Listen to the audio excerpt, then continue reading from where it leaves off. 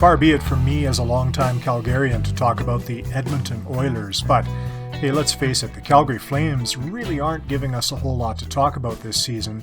And the Edmonton Oilers, well, they're doing something quite impressive right now. The Oilers have an incredible winning streak on the go, and last night with the struggling Chicago Blackhawks in town, they had a pretty good chance of extending that winning streak to, get this, 15 wins in a row. The Chicago Blackhawks, without their young superstar Connor McDavid, he's still out with a jaw fracture, they came into this game having lost 18 in a row on the road.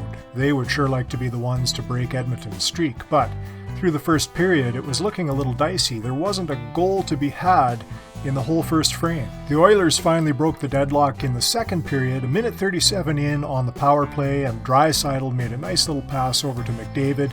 He puts it in on the backhand to put Edmonton on the board. Then there was a long scoreless stretch again until about 6.5 minutes into the third period when McDavid makes a nice pass over to Zach Hyman, and Hyman puts it in the net for his 29th of the season. The Blackhawks just couldn't get anything going in this game, and as teams tend to do late in the third period, if they're down a goal or two, they pull the goalie, and McDavid takes advantage of the opportunity and puts the puck in the net to seal the deal. 15 straight victories for the Edmonton Oilers. Only 4 other teams in history have done that. What's the record? Well, the record is 17 wins in a row. That's held by the 92-93 Pittsburgh Penguins. That was back in the Mario Lemieux era. They were fresh off a Stanley Cup win in that season. So do the Oilers have a chance at the NHL record for the longest win streak? I think they do. They've got Nashville in town on Saturday. The Predators are just coming off a 3-2 win against Minnesota. They lost a couple before that though, and they've been up and down recently. I think the Oilers definitely can beat the Nashville Predators. Then we've got the All-Star break though.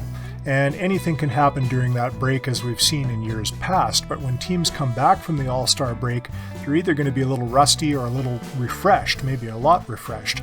And the Oilers then have to play Vegas. And Vegas is just above the Oilers in the standings, and they're a strong team. The West is as tight as it ever has been in the past few years. So that's going to be the test. To tie the record, the Oilers have to beat Vegas, and that is going to be tough to do, I think, but it is possible. The Oilers won the last game between these two teams. That was on the 28th of November in Edmonton. It went to a shootout, and the Oilers won 5-4.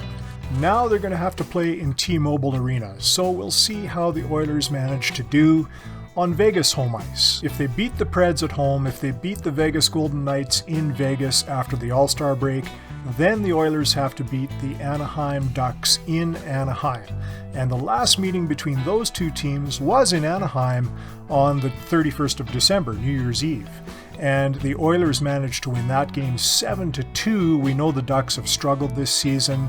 If the Oilers stay strong, if they get that far, that's their chance to beat the record, to get the new record of 18 straight wins in a row.